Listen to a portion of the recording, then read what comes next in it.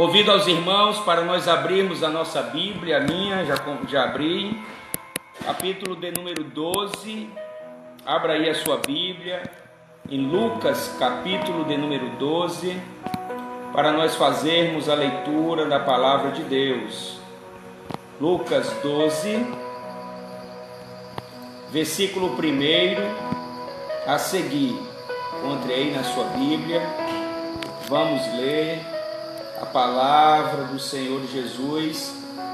Só dizendo aos irmãos que sempre como assim, me refiro quando falo da palavra de Deus, se tratando do tema, né? Nós temos 66 livros e não é uma tarefa fácil encontrar um texto bíblico para apresentar aos irmãos, visto que toda a Bíblia é inspirada e útil para ensinar, repreender, exortar, educar. A gente busca em Deus uma orientação para que Deus então fale com o seu povo, né? E também aos outros irmãos que estão nos ouvindo e que nos acompanharão depois da gravação. Vai ficar aí para todos acessarem livremente. Mas espero que Deus perfeitamente tenha me orientado, senti aqui no meu coração profundamente a vontade de Deus de expressar o Lucas 12 e creio que Deus vai falar conosco agora para a glória do seu nome. Amém, meus irmãos? Vamos lá ler então? Lucas 12, capítulo de número 12, versículo 1. Ajuntando-se, entretanto, muitos milhares de pessoas, de sorte que se atropelavam uns aos outros, começou a dizer aos seus discípulos: acautelai-vos primeiramente do fermento dos fariseus, que é a hipocrisia. Mas nada há encoberto que não haja de ser descoberto, nem oculto que não haja de ser sabido. Porquanto tudo que em treva disserte, a luz será ouvido, e o que falartes ao ouvido no gabinete, sobre os telhados será apregoado. E digo-vos, amigos meus, não temais os que matam o corpo, e depois não tem mais que fazer. Mas eu vos mostrarei a quem deveis temer. Temei aquele que, depois de matar, tem poder para lançar no inferno. Sim, vos digo, a esse temer. Não se vendem 5 passarinhos por 2 ceitis? E nenhum deles está esquecido diante de Deus. E até os cabelos da vossa cabeça estão todos contados. Não temais, pois, mais valei vós do que muitos passarinhos. E digo-vos que todo aquele que me confessar diante dos homens, também o Filho do Homem o confessará diante dos anjos de Deus. Mas quem me negar diante dos homens, será negado diante dos anjos de Deus. E a todo aquele que disser uma palavra contra o Filho do Homem, ser-lhe-á perdoada. Mas ao que blasfemar contra o Espírito Santo, não lhe será perdoado. E quando vos conduzir às sinagogas, aos magistrados e potestades, não estejais solícitos de como que haver de responder, nem do que haver de dizer, porque na mesma hora vos ensinará o Espírito Santo o que vos convenha falar. Amém. Meus amados irmãos, estamos aqui diante do texto de Lucas, no capítulo 12, em que Jesus procura falar aos seus filhos, e isso é importante. Há muitas falas, muitas conversas neste mundo em que vivemos, mas de todas, as mais importantes e a que deve ser dado a atenção primariamente é a conversa vinda do coração de Jesus para o coração do seu povo. Porque há dúvidas com relação às falas das pessoas, muitas dúvidas.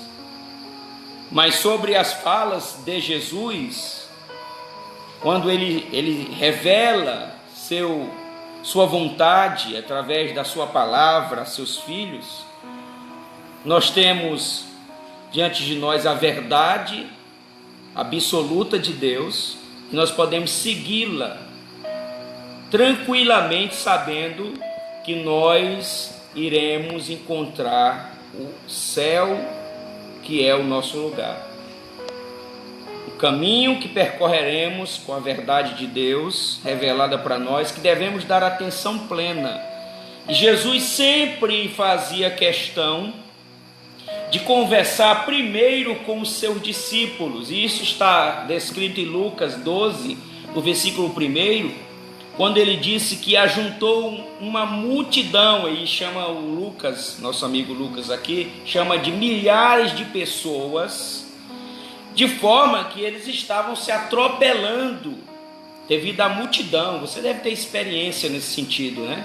Estar numa aglomeração de pessoas e podendo estar se chocando um com outra, talvez não atropelado, mas se chocando. Mas uma multidão muito grande, pode haver um atropelamento de pessoas.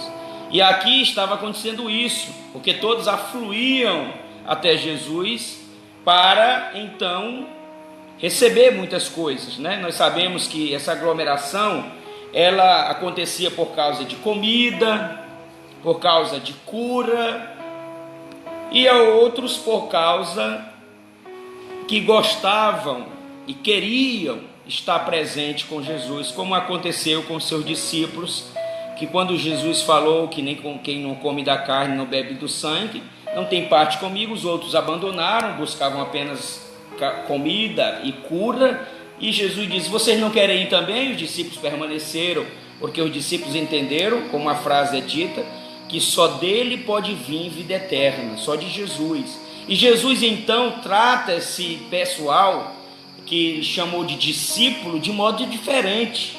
Inclusive o texto aqui, Lucas diz que ele começa a dizer as coisas, os seus ensinamentos aos seus discípulos. A parte B aqui do versículo 1 está escrito: começou a dizer aos seus discípulos. Então ele manda a frase: acautelai-vos primeiramente do fermento dos fariseus. Veja, quando Jesus trata de apresentar aqui a cautela que devemos ter com o fermento dos fariseus. Os discípulos, em um texto bíblico do Novo Testamento, dos Evangelhos, estavam achando que era porque tinham esquecido de pão, né? Não entenderam o que era o fermento dos fariseus. Mas Jesus explicou-lhes que o fermento dos fariseus era a doutrina dos fariseus, não a doutrina em si, a verdade contida na lei de Deus, mas as suas falas que pela prática não era correspondida. Os fariseus eram dono disso, falavam e não cumpriam. Eles tinham esse hábito, essa prática, era a prática farisaica, de sempre dizer a verdade, porém não andar nela. Então Jesus fala para os fariseus aqui, meus irmãos, que eles deveriam se acautelar do fermento dos fariseus. Veja isso aqui, né? Que está escrito na palavra de Deus, uma cautela que os discípulos devem ter com relação à doutrina dos fariseus, né? Com relação à doutrina dos fariseus. Então, nós encontramos aqui o texto bíblico, já dito que o fermento aqui simboliza a doutrina dos fariseus, uma prática não correspondente da palavra, que podia até ser a lei, que se alguém quisesse seguir a doutrina dita por eles, perfeito, andavam certamente no caminho, porém não deveriam praticar o mesmo que eles praticavam. Era digo de novo, um dizer que a prática não correspondia. É isso que nós estamos vendo hoje, não é? As pessoas dizem muito, mas entre dizer e sua prática há uma distância enorme entre o dizer da pessoa e a prática. Nós estamos vendo isso em todas as áreas: religiosa, familiar, fraternal. Estamos vendo em todos os lugares, política, em qualquer lugar estamos vendo isto, porque é mais fácil o termo hipócrita ser utilizado, porque dá para se fazer assim umas colocações de atar fardos pesados sobre alguém sem querer movê-los com um dedinho, entendeu, amados? Então assim, é fácil você, por exemplo, requerer de uma população que que eles devem se sacrificar pagando 10 ou 20 reais, sendo que o outro que está do outro lado, que deveria fazer o mesmo, não fazem o mesmo. Então há um distanciamento da palavra deles, da prática. Então assim, é mais fácil, é mais conveniente, é mais confortável estar hipocritamente nesse mundo. É mais confortável, é mais alegrador, né? Porque justamente há uma exigência do outro do que eu não faço de forma nenhuma. Então assim, e isso é interessante, porque exigentes nós temos demais. Jesus era diferente, e Jesus, quando dizia, suas práticas condizia com as suas falas. E é uma das razões, eu creio ser uma razão muito clara, de que os escribas e fariseus viam em Jesus, os soldados viam em Jesus uma autoridade. Quando eles ouviam Jesus falar, a palavra de Jesus era com autoridade, porque era de alguém autêntico, alguém que não era hipócrita, né? Que não era um ator de palco, que dizia publicamente, porém não fazia de modo nenhum. Então Jesus fala para os seus discípulos que eles deveriam se acautelar do fermento dos fariseus, porque esse fermento é perigosíssimo, perigosíssimo. Olhe para a literalidade do fermento num pão: ele incha o pão. Bom, do modo de olhar positivamente é uma benção. Agora, se for olhar do lado negativo, é muito ruim, porque faz alteração se tratando do pão, faz alteração. Se tratando da vida da pessoa, ele altera a vida da pessoa, o comportamento da pessoa. E Jesus não quer de forma nenhuma que seus discípulos venham ser como os fariseus, pessoas que diziam e não viviam, né? Era esse comportamento típico farisaico encontrado nas escrituras, que Jesus manda: se acautele, cuidado com isto, cuidado, porque mais você vai ver o discurso hipócrita, a prática hipócrita, a vivência hipócrita, devido a ela ser mais alegradora e ser mais confortável, porque pode se colocar pesados fardos nas pessoas sem querer conduzi-los, é mais fácil você seguir. Então você pode olhar e ver uma multidão de pessoas, e aí vem alguém dizer: a voz de Deus, a voz da multidão é a voz de Deus, como mentira, que isso não é verdade. Não está na Bíblia que a voz de Deus é a voz de multidão, nunca esteve. A voz de Deus não é voz de multidão nenhuma. A voz de Deus é a voz de Deus, e a multidão que siga a voz de Deus.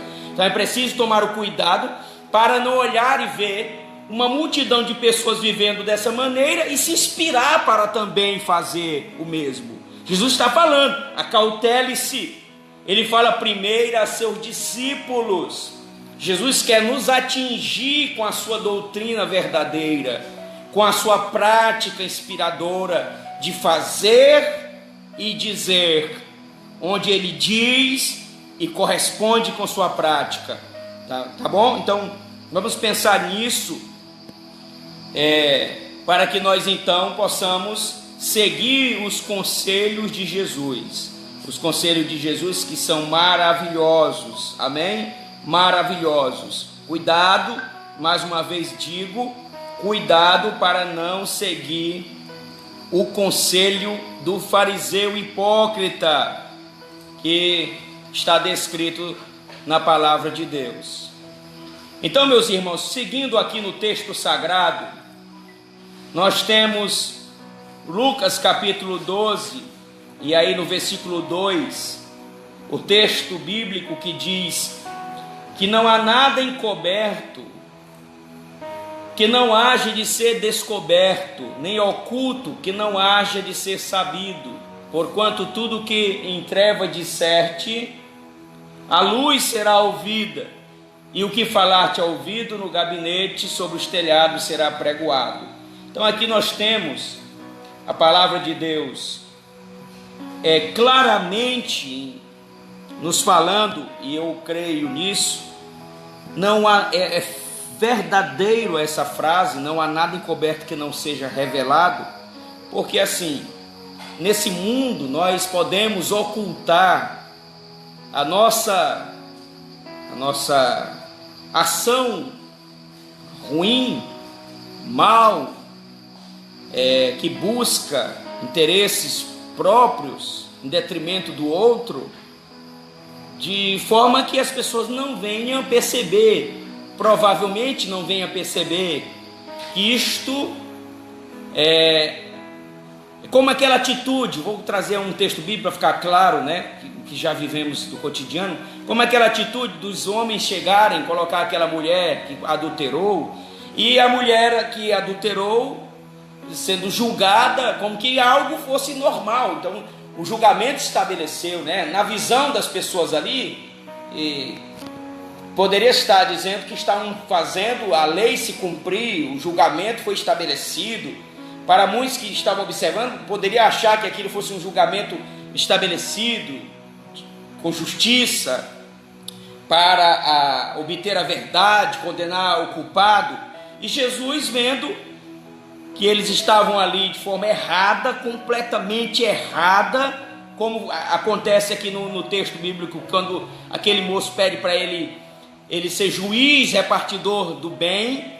Ele não pediu a opinião de Jesus, não pediu que Jesus instaurasse um julgamento, ele pediu que ele repartisse o bem. E Jesus disse: quem foi que me colocou como juiz, repartidor? Então, havia interesses escusos, interesses pecadores ali, parecendo que estava coberto de razão, dentro de um tribunal justo. Então veja que é isso que Jesus denuncia, dizendo que aquelas coisas que estão ocultas, vão ser reveladas, serão reveladas aqui de alguma maneira, alguma parte, mas no futuro todas as coisas estarão nuas e patente aos olhos de Deus. Aqui já estão, mas estarão lá diante da pessoa também, que não poderá ocultar a sua intenção mal, o que ele fez nesta terra.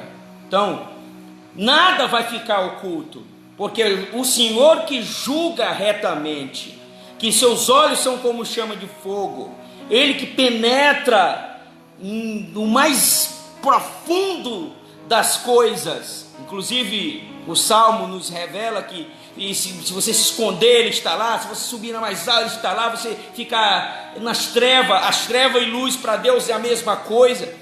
Então Deus vê tudo, tudo vai ser visto, tudo vai ser colocado às claras. Então não há como ocultar. Isso faz a gente louvar a Deus, né?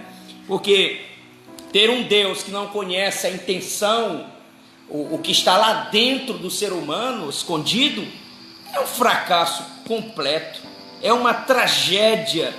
Viver uma vida onde um Deus que a pessoa dizer servir, não sabe de nada das intenções. Não dá para viver com Deus assim. Obrigado, Senhor, porque Tu vê todas as coisas, e como Deus vê, Ele pode então trazer logo aqui para nós essas questões que precisam ser colocadas as claras precisam ser mudadas, precisam ter outras atitudes, outras intenções, e aí ela acontece logo agora, o julgamento agora, e agora mesmo você pode se desvencilhar dessas coisas erradas, ocultas, e começar a praticar coisas certas, para poder então entrar nas mansões celestiais. Então é muito importante que Deus esteja como Deus que é, que diz que tudo vai ficar muito claro, nada vai ficar oculto perante o Senhor, e quando isso for necessário ser colocado diante da pessoa e de outros, se for necessário. Então assim, Jesus continua com a sua pregação aqui para os seus discípulos, a princípio para eles. Ele continua dizendo no versículo 4, isso é importantíssimo aqui, quando ele diz: e digo-vos, amigos meus. Até conversando com a irmã da nossa igreja, ela nos trouxe uns 3 áudios, né? Ela até sabe, eu conversei com ela. É importante ela falando sobre um posicionamento, né, nosso, da igreja, sobre esses áudios, porque assim, é importante entender isso. Deus, para fazer as suas execuções na terra, Ele revelará aos seus santos, os profetas, no Novo Testamento, né, revelará a nós. Então Deus já nos disse o que acontecerá, os desdobramentos, né? E o Apocalipse está cheio das coisas que acontecerão na vida do povo de Deus, no mundo, com o anticristo, com o falso profeta, com o diabo, com todos que vão estar dentro desse contexto, né, onde Deus vai executar suas atividades em benefício de uns, em juízo de outros. Então está tudo claro. Deus se preocupa em fazer isto, irmãos, porque Ele mesmo que nos inseriu na amizade dEle. Foi Jesus que disse que somos amigos dEle. Ele disse: digo-vos, amigos meus. Isso não é um dizer desprovido do sentido real do que significa ser amigo. A amizade aqui vai além do servidor, daquele que serve, porque o servidor, o servo, não sabe o que faz o seu Senhor, disse Jesus. Por isso ele disse que nos chama de amigos, porque os amigos são diferentes.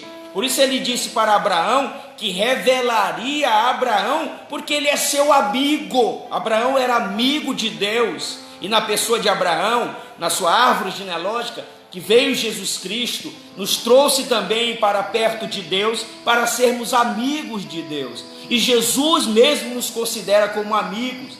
E aqui, essa amizade nos traz a atenção de Jesus, dizendo que nós temos o privilégio de Ele falar-nos primeiro, antes a nós do que aos outros, antes a nós do que aos outros. Então Ele vai dizer para nós, seus amigos, que é um privilégio maravilhoso. Ele diz: não temais os que matam o corpo, e depois não tem mais o que fazer. Olha só isto: não temam aqueles que matam o corpo. Claro, uma referência de quando os seus discípulos forem confrontados, nós veremos isso aqui mais abaixo, forem confrontados e aí, por causa de Jesus, serem executados. Então, o Senhor já está dizendo para seus discípulos que eles não devem temer essas pessoas, não porque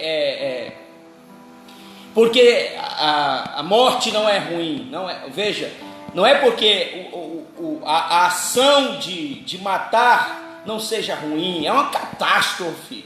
Ser assassinado, ser alvo de possível assassinato, é uma catástrofe. Isso não era nem para acontecer, isso é ruim. Mas Jesus não está mandando aqui, está dizendo para nós que nós não devemos temer aqueles que matam o corpo, porque eles não podem danificar a alma, não podem prejudicar a alma.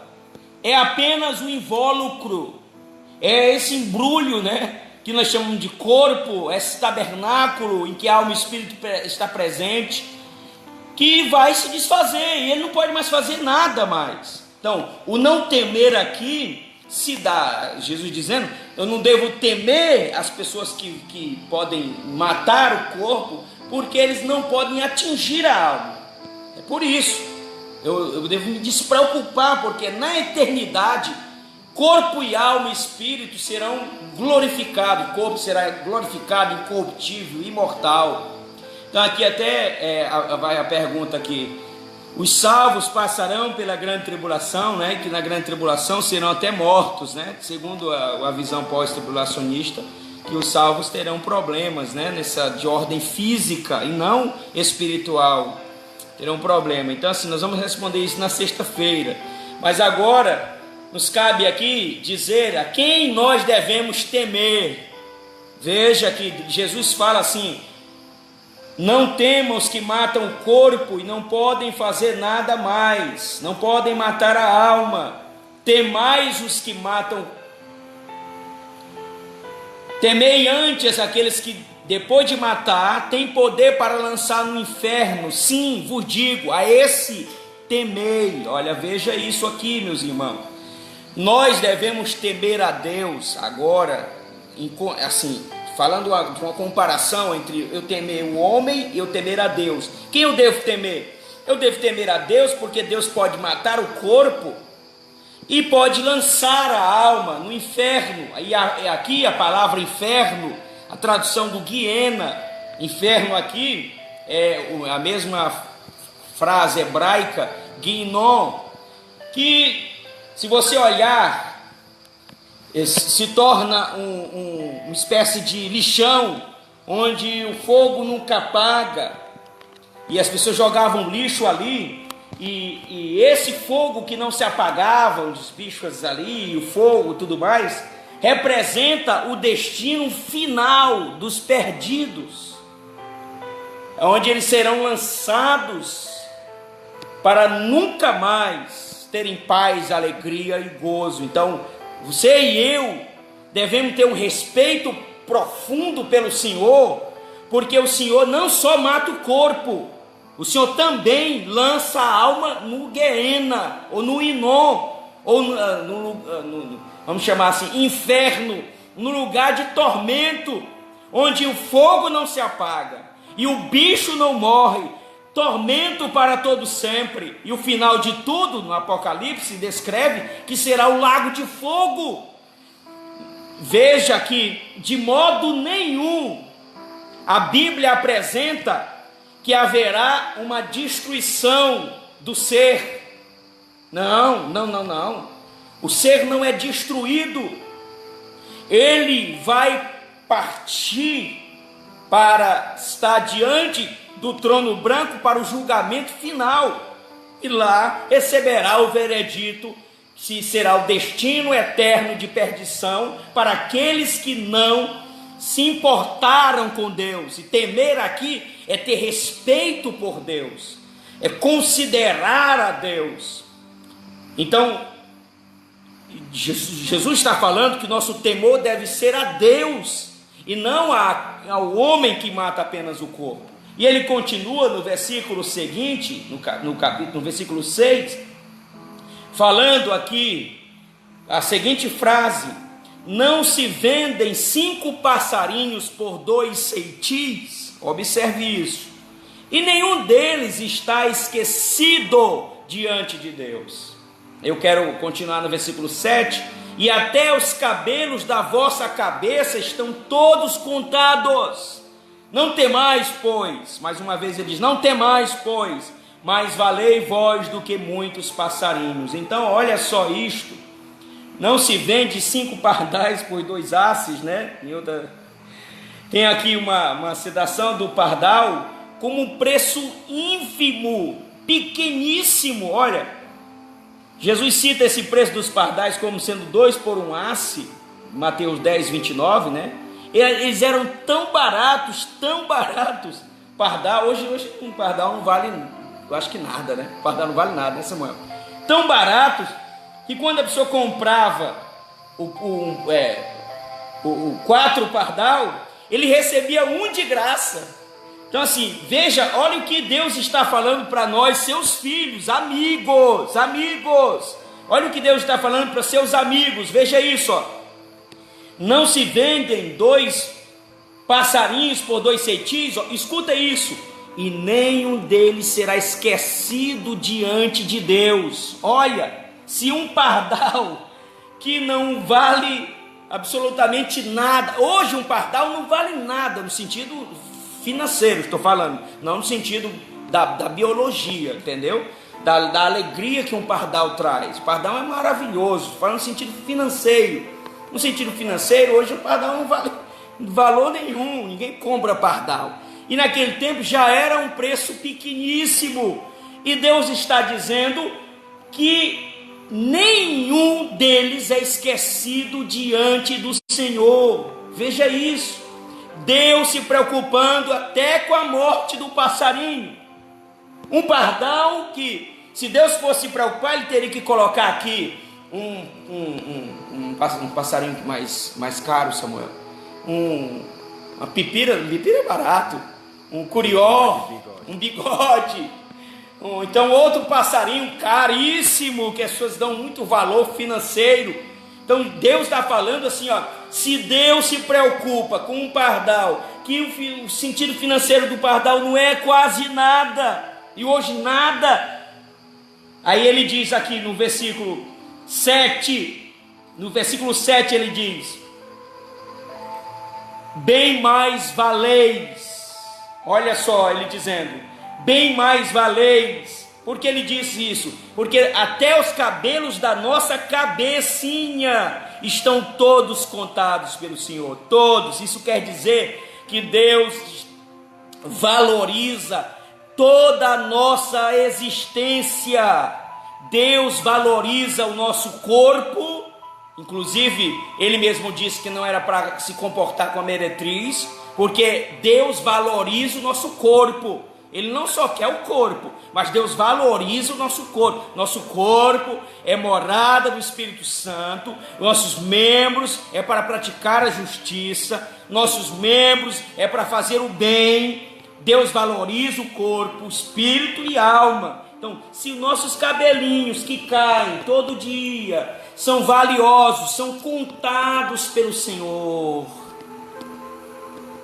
nós valemos muito mais do que um passarinho. Ele disse: mais valei do que muitos passarinhos.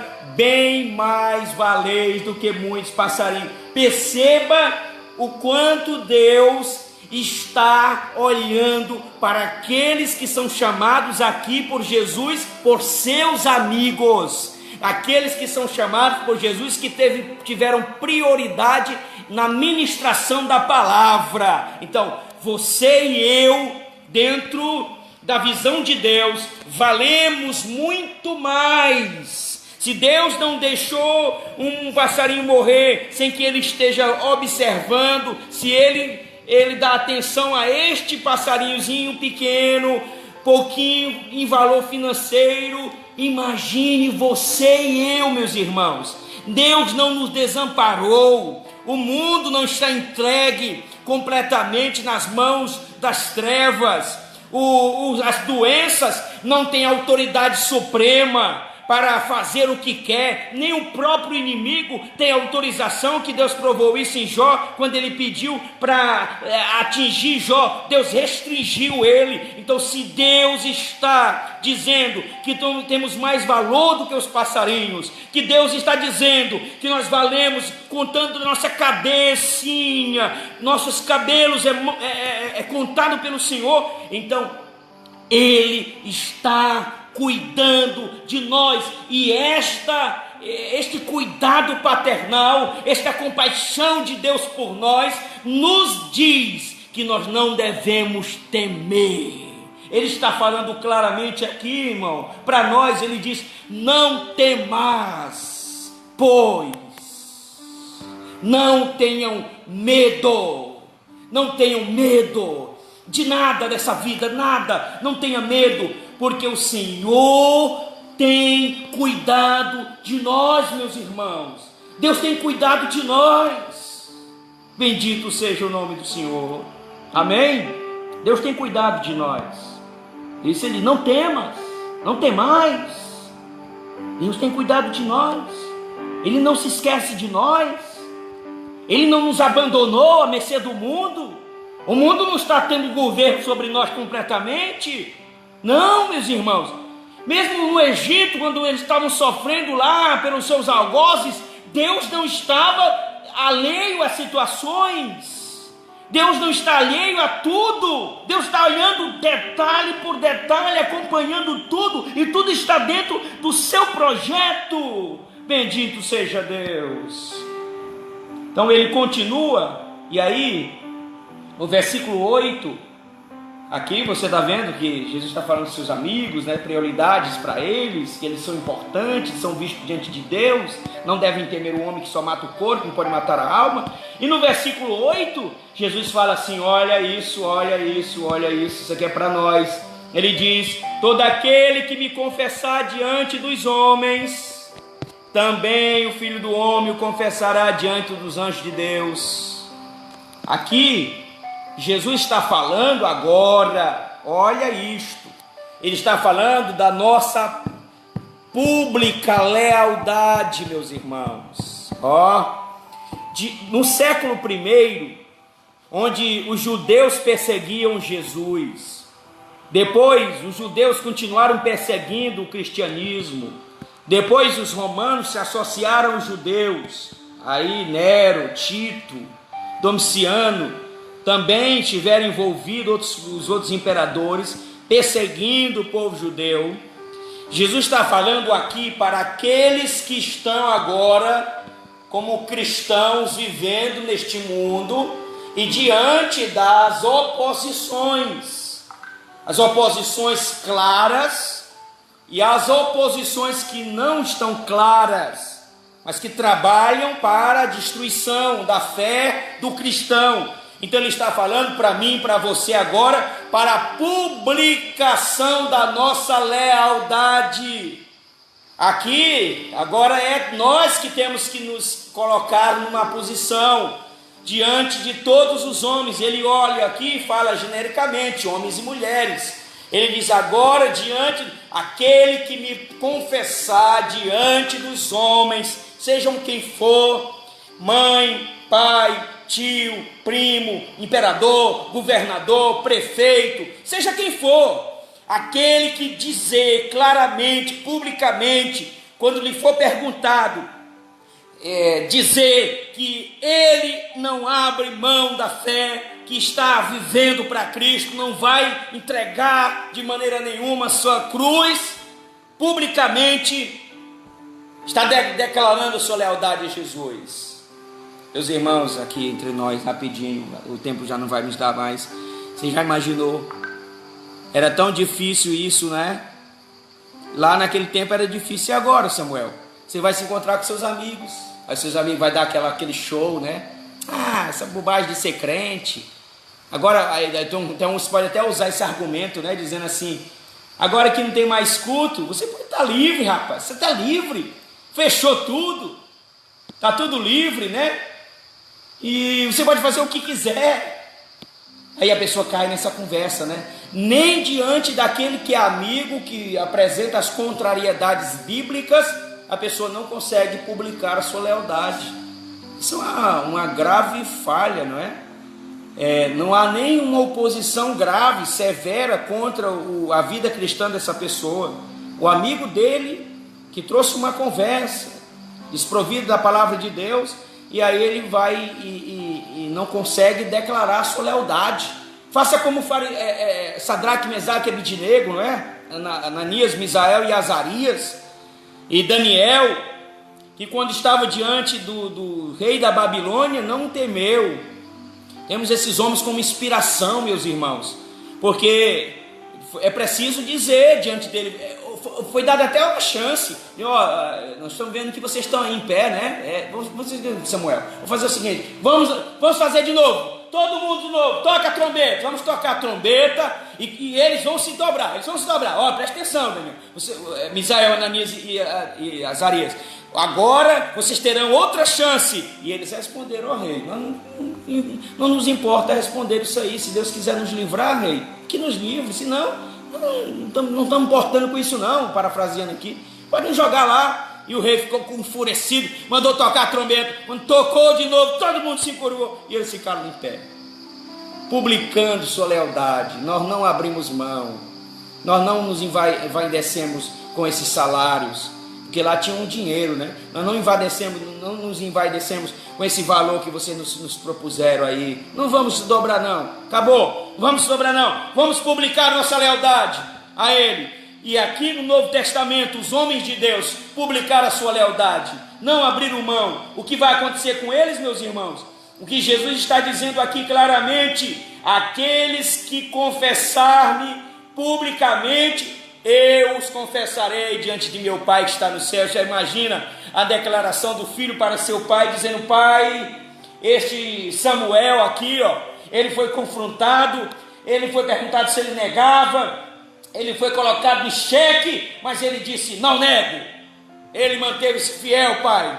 Aí o pai vai olhar assim: pois filho, esse moço merece então, pelos méritos de Cristo, ele então é digno de ser coroado de glória, de reinar conosco, de se assentar com você como você se assentou comigo. Então assim, ele merece toda a dádiva do céu, ruas de ouro, mar de cristal. Ele merece toda a glória que está reservada para aqueles que publicamente declarar sua lealdade. Porém, Jesus disse: aquele que me negar, que disser que não me conhece.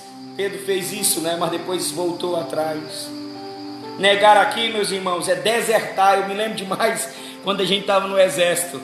No exército era assim: você ficava num quarto de hora e você podia desertar. Teve algumas pessoas que desertam, né? Por alguns dias, por alguns minutos, não sei.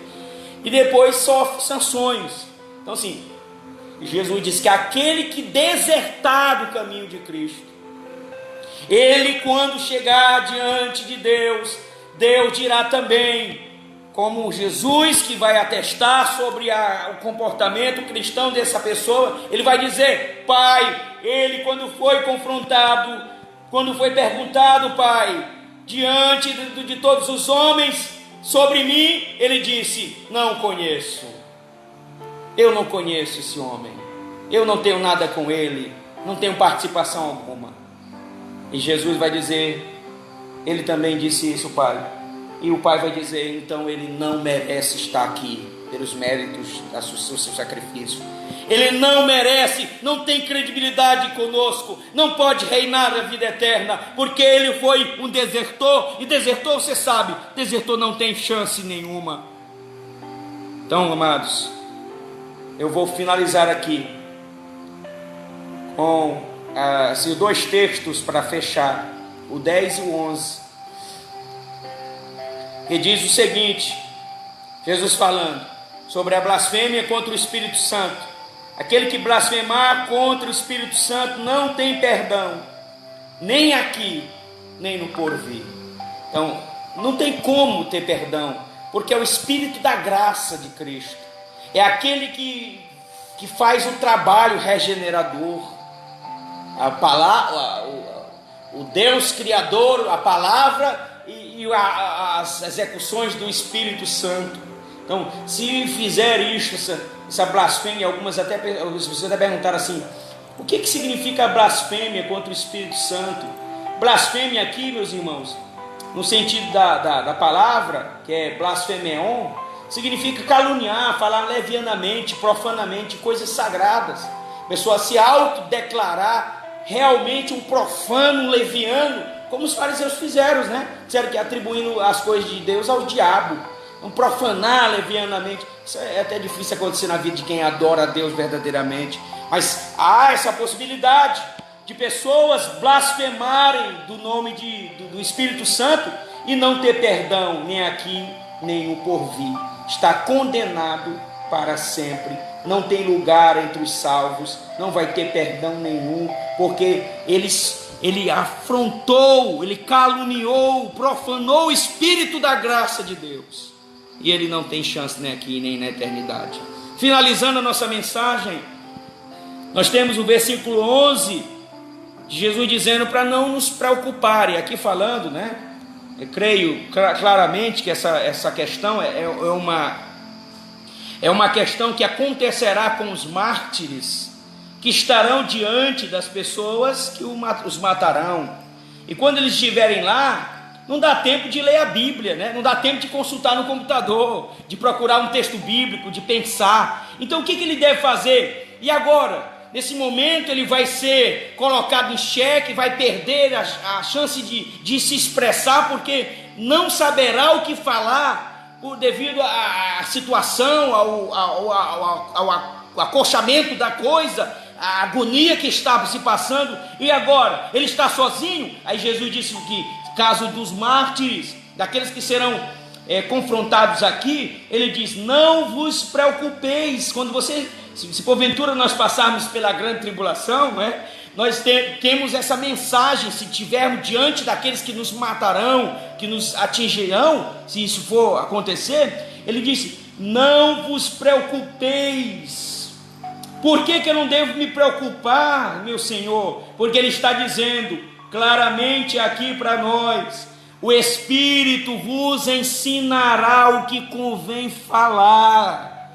Você vai falar o que o Espírito vai te ensinar, para você dar testemunho de Jesus Cristo, se for o caso de nós estarmos diante dessas situações que coloquei aqui, tá bom? Então, no todo, siga a mensagem de Jesus e se lembre sempre dessa exposição bíblica, mas de duas coisas dentro disso.